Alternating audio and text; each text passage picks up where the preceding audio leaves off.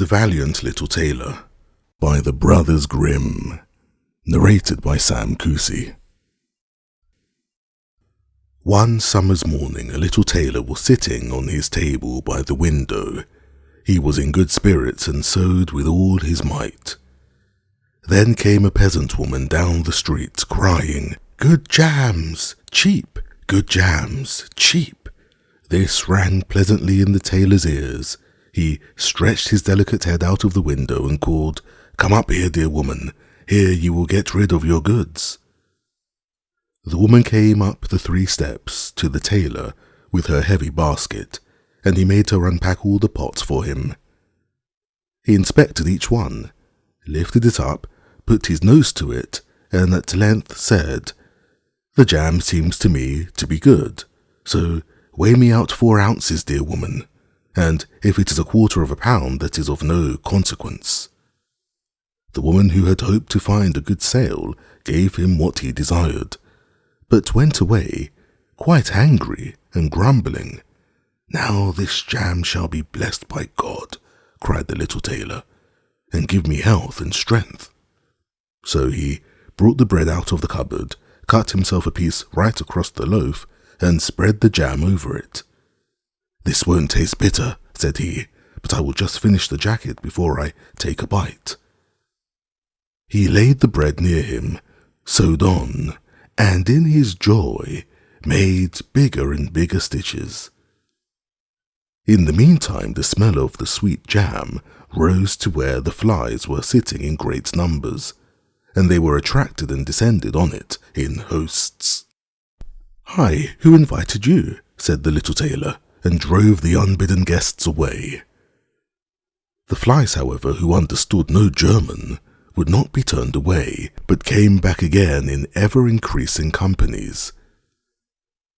The little tailor at last lost all patience, and drew a piece of cloth from the hole under his work-table, and saying, "Wait, and I will give it to you," struck it mercilessly on them.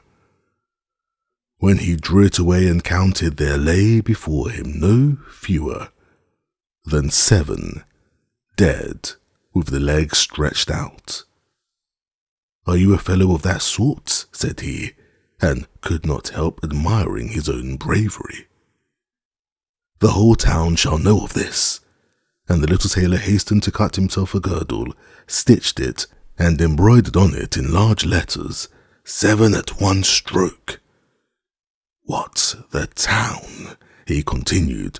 "The whole world shall hear of it," and his heart wagged with joy like a lamb's tail. The tailor put on the girdle and resolved to go forth into the world, because he thought his workshop was too small for his valour. Before he went away, he sought about in the house to see if there was anything which he could take with him. However, he found nothing but an old cheese, and that he put in his pocket. In front of the door he observed a bird which had caught itself in the thicket. It had to go into his pocket with the cheese. Now he took to the road boldly, and as he was light and nimble, he felt no fatigue. The road led him up a mountain, and when he had reached the highest point of it, there sat a powerful giant, looking peacefully about him. The little tailor went bravely up, spoke to him, and said, "Good day, comrade. So you are sitting there overlooking the widespread world. I am just on the way thither, and want to try my luck. Have you any inclination to go with me?" The giant looked contemptuously at the tailor and said, "You ragamuffin, you miserable creature." "Oh, indeed?" answered the little tailor, and unbuttoned his coat and showed the giant the girdle. "There you may read what kind of a man I am." The giant read, 7 at one stroke, and thought that they had been men whom the tailor had killed, and began to feel a little respect for the tiny fellow. Nevertheless, he wished to try him first, and took a stone in his hand and squeezed it together so that the water dropped out of it. "Do that likewise," said the giant, "if you have strength." "Is that all?" said the tailor. "That's child's play to us," and put his hand into his pocket, brought out the soft cheese, and pressed it until the liquid ran out of it. "Faith," said he, "that was a little better, wasn't it?" The giant did not know what to say, and could not believe it of the little man. Then the giant picked up a stone and threw it so high that the eye could scarcely follow it. "Now, little mite of a man, do that likewise." "Well thrown," said the tailor, "but after all the stone came down to earth again. I will throw you one which shall never come back at all." And he put his hand in his pocket, took out the bird, and threw it into the air. The bird, delighted with its liberty, rose, flew away, and did not come back. "How does that shot please you, comrade?" asked the tailor. "You can certainly throw," said the giant, "but now we will see if you are able to carry anything properly." He took the little tailor to a mighty oak tree, which lay there felled on the ground, and said, "If you are strong enough, help me to carry the tree out of the forest." "Readily," answered the little man. "Take you the trunk on your shoulders, and I will raise up the branches and twigs. After all, they are the heaviest." The giant took the trunk of the tree on his shoulder, but the tailor seated himself on a branch, and the giant, who could not look round, had to carry away the whole tree, and the little tailor into the bargain. He behind was quite merry and happy, and whistled the song, "Three tailors rode forth from the gate," as if carrying the tree were child's play. The giant, after he had dragged the heavy burden part of the way, could go no further, and cried, "Hark you, I shall have to let the tree fall." The tailor sprang nimbly down, seized the tree with both arms as if he had been carrying it, and said to the giant, "You are such a great fellow, and yet cannot even carry the tree." They went on together, and as they passed a cherry tree, the giant laid hold of the top of the tree where the ripest fruit was hanging, bent it down, gave it into the tailor's hand, and bade him eat. But the little tailor was much too weak to hold the tree, and when the giant let it go, it sprang back again, and the tailor was tossed into the air with it. When he had fallen down again without injury, the giant said, "What is this? Have you not strength enough to hold the weak twig?" "There is no lack of strength," answered the little tailor. "Do you think that could be anything to a man who has struck down 7 at one blow? I leapt over the tree because the huntsmen are shooting down there in the thicket. Jump as I did if you can do it." The giant made the attempt, but he could not get over the tree, and remained hanging in the branches, so that in this also the tailor kept the upper hand.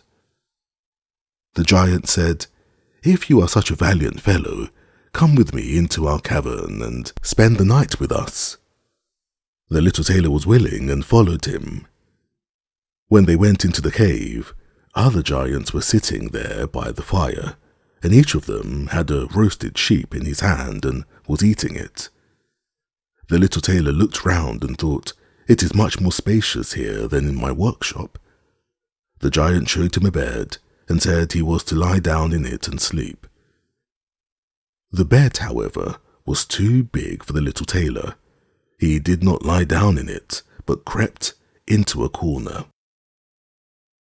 When it was midnight and the giant thought that the little tailor was lying in a sound sleep, he got up, took a great iron bar, cut through the bed with one blow, and thought he had finished off the grasshopper for good. With the earliest dawn the giants went into the forest, and had quite forgotten the little tailor, when all at once he walked up to them quite merrily and boldly. The giants were terrified. They were afraid that he would strike them all dead, and ran away in a great hurry. The little tailor went onwards, always following his own pointed nose. After he had walked for a long time, he came to the courtyard of a royal palace, and as he felt weary, he lay down on the grass and fell asleep. Whilst he lay there, the people came and inspected him on all sides, and read on his girdle, 7 at one stroke. "Ah," said they, "what does the great warrior want here in the midst of peace? He must be a mighty lord." They went and announced him to the king, and gave it as their opinion that if war should break out, this would be a weighty and useful man who ought on no account to be allowed to depart. The council pleased the king, and he sent one of his courtiers to the little tailor to offer him military service when he awoke. The ambassador remained standing by the sleeper, waited until he stretched his limbs and opened his eyes, and then conveyed to him this proposal. "For this very reason have I come here," the tailor replied. "I am ready to enter the king's service." He was therefore honourably received, and a special dwelling was assigned him. The soldiers, however, were set against the little tailor, and wished him 1,000 miles away. "What is to be the end of this?" they said amongst themselves. "If we quarrel with him, and he strikes about him, 7 of us will fall at every blow. Not one of us can stand against him." They came therefore to a decision, betook themselves in a body to the king, and begged for their dismissal. "We are not prepared," said they, "to stay with a man who kills 7 at one stroke." The king was sorry that for the sake of one he should lose all his faithful servants, wished that he had never set eyes on the tailor, and would willingly have been rid of him again. But he did not venture to give him his dismissal, for he dreaded lest he should strike him and all his people dead, and place himself on the royal throne. He thought about it for a long time, and at last found good counsel. He sent to the little tailor, and caused him to be informed that, as he was a great warrior, he had one request to make to him. In the forest of his country lived 2 giants who caused great mischief with their robbing, murdering, ravaging, and burning, and no one could approach them without putting himself in danger of death. If the tailor conquered and killed these 2 giants, he would give him his only daughter to wife, and half of his kingdom as a dowry. Likewise 100 horsemen should go with him to assist him. "That would indeed be a fine thing for a man like me," thought the little tailor. "One is not offered a beautiful princess and half a kingdom every day of one's life." "Oh yes," he replied, "I will soon subdue the giants, and do not require the help of the 100 horsemen to do it. He who can hit 7 with one blow has no need to be afraid of 2. The little tailor went forth, and the 100 horsemen followed him. When he came to the outskirts of the forest, he said to his followers, "Just stay waiting here. I alone will soon finish off the giants."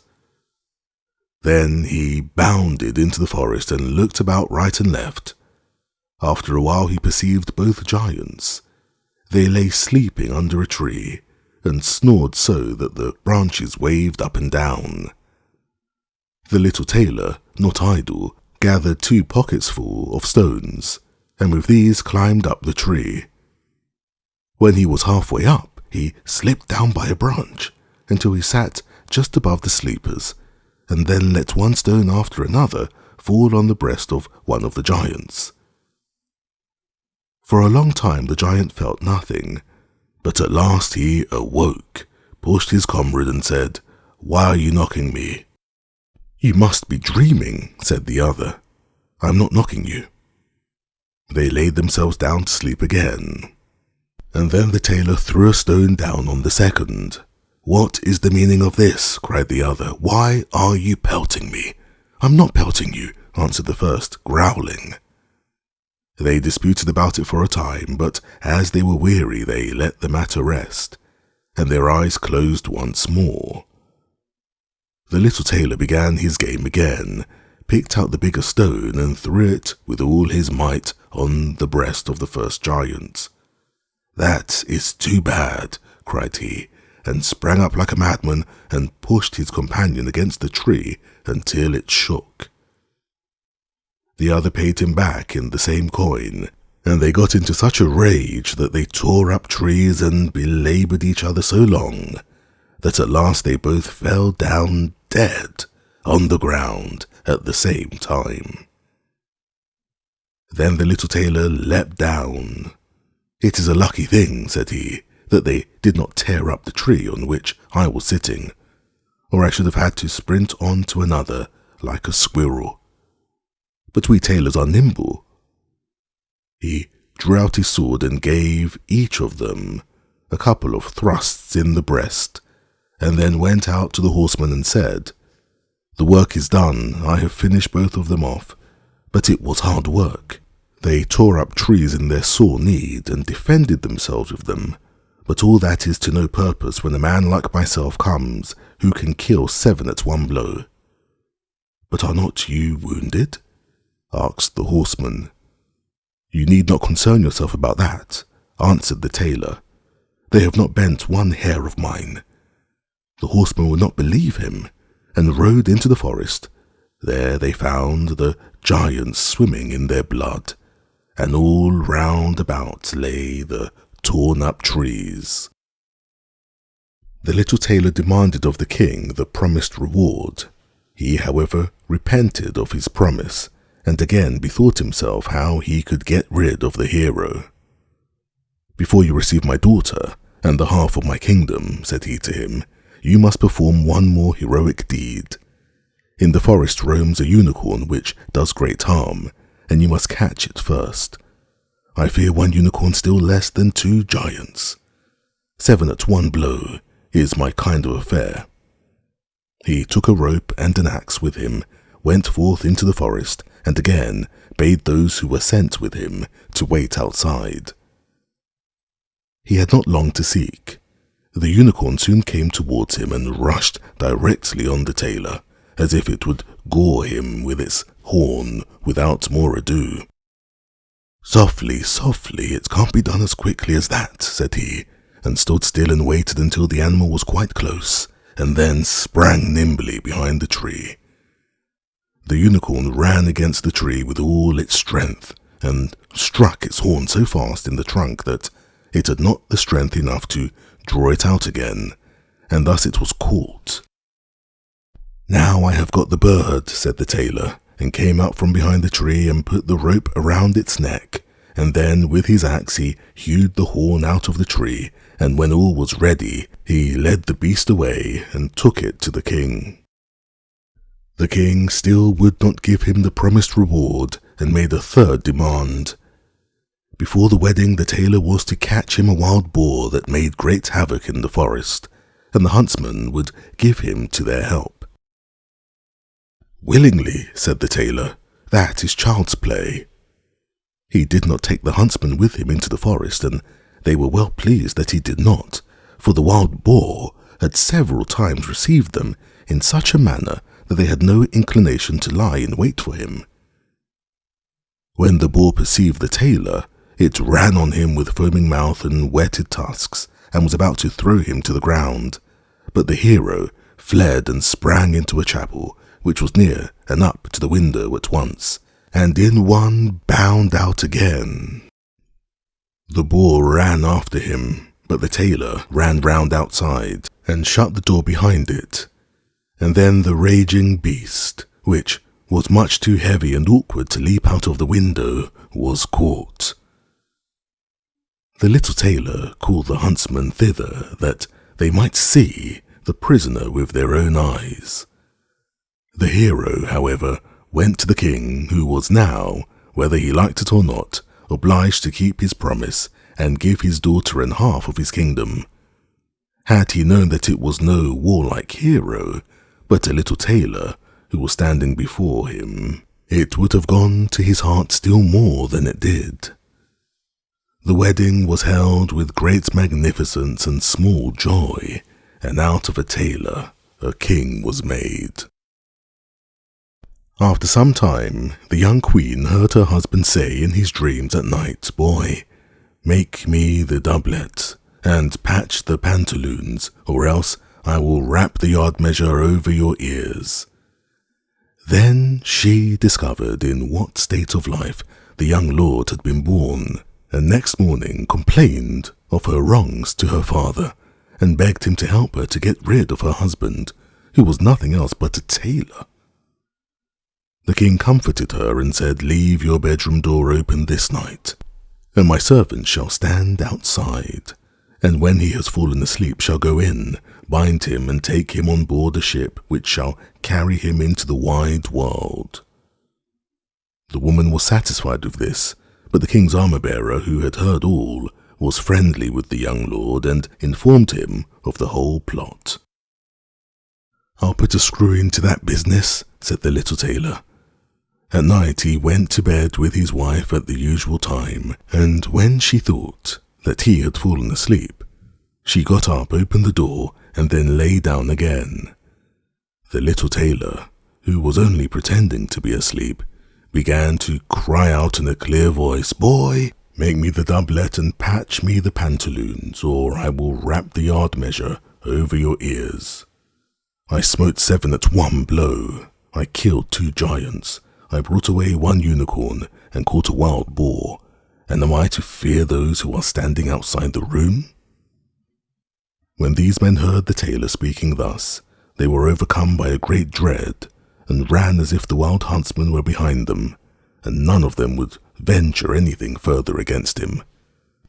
So the little tailor was and remained a king to the end of his life.